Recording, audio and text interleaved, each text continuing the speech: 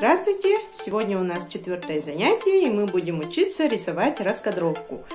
Сейчас я вам расскажу, что такое раскадровка, как ее рисовать, и дам небольшое задание. Итак, давайте посмотрим, какие бывают раскадровки. Вот пример. Угадали, да? Из мультфильма «Ну, погоди». Раскадровки очень похожи на комиксы, но имеют ряд отличий. Первое – это все кадры имеют одинаковый размер. Второе – нету облачков с текстом. Все, что говорит герой, мы пишем под рамочкой с изображением. Стрелками можно показать, куда двигался герой, какие движения есть в кадре. Раскадровка может быть цветной, черно-белой. Раскадровка – это визуальный план вашего будущего мультфильма.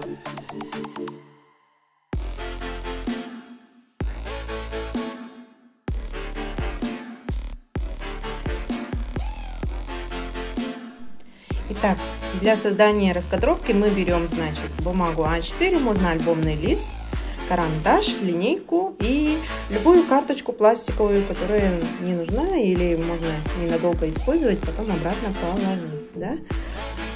Заранее подготовьте еще ластик, нужен будет, если вдруг по марку сделаете. Нужно сделать шаблон, вот так линию сначала очертить и карточки прилаживаем. Делаем вот так, обводим рамочку. Линейкой мы сделали линию, чтобы все рамочки у нас расположились на одинаковой линии. Ряд красивый, чтобы получился. Вот таким образом. Заранее готовим рамочки для раскадровочки.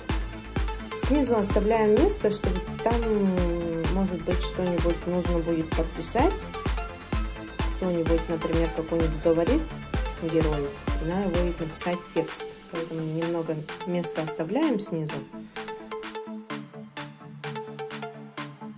Вот таким образом подготовить надо где-то 3-4 листочка с шаблонами рамочек. Обязательно использовать. Так, первые рамочки мы обычно пишем титры. Например, сказку, которую я сейчас вам хочу показать в виде раскадровки, это будет про старушку Тал-Тал, да? Старушка Тал-Тал. Ну, можете красиво написать, я так быстро схематично написала. Так, первый кадр какой? Вот старушка вышла из своего дома. Дом у нее такой. Балаган называется, да? Так. С дымоходом. Дверью. Вот вышла старушка. Схематично рисуем раскадровочку, чтобы всем было просто понятно, кто это нарисован, да? Вот старушка, она немного вот горбатая, может быть, да? У нее есть палка, может быть, ножки и ведро, да? Она пошла за водой. Ну, чтобы схематично все понятно было. Вот рисуем стрелочки, куда она идет. Первый кадр, да? Второй кадр.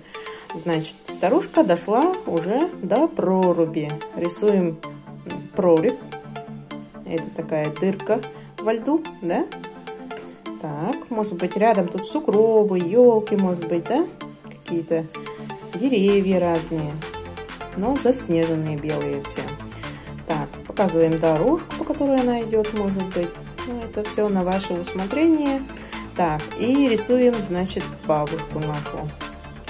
Тоже примерно схематично похожую на ту, которую мы уже рисовали. Так, вот она держит ведро свое, ножки.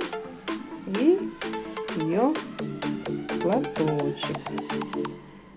Так, вот она подошла к проруби.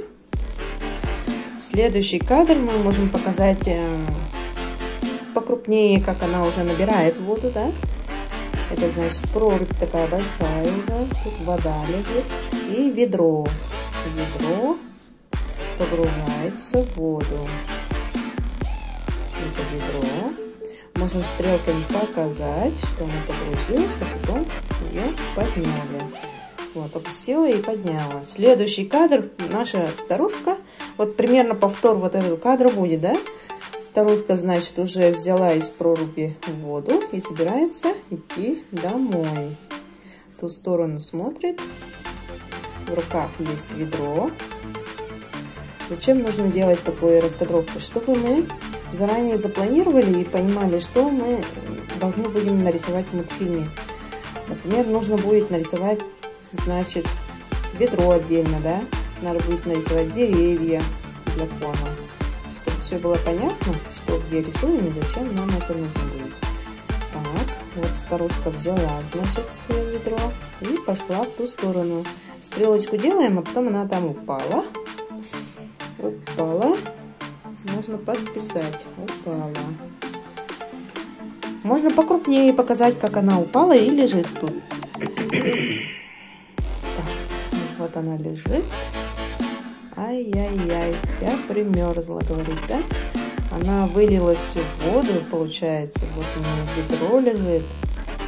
И вода вылилась, и она вся прилипла. Получается, ко льду. Бедная бабушка-старушка. Так.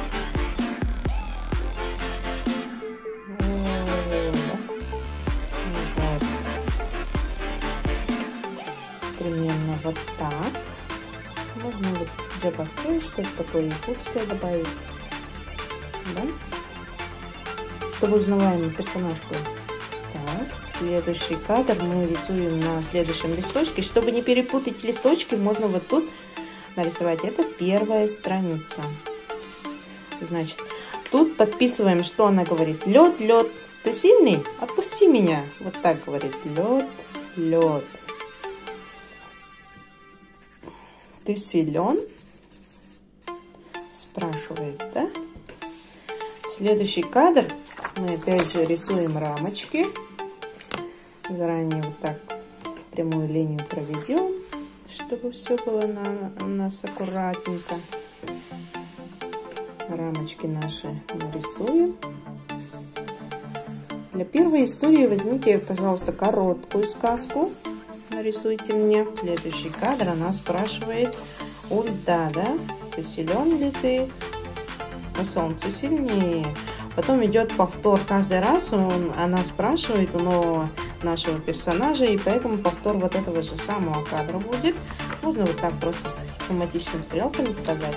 И последний листочек раскадровочки. После лисы она спрашивает вот у человека. Человек отвечает «да», охотник отвечает «я самый сильный» и помогает старушке подняться и провожает ее до дома. И в конце указываем, что вот титры.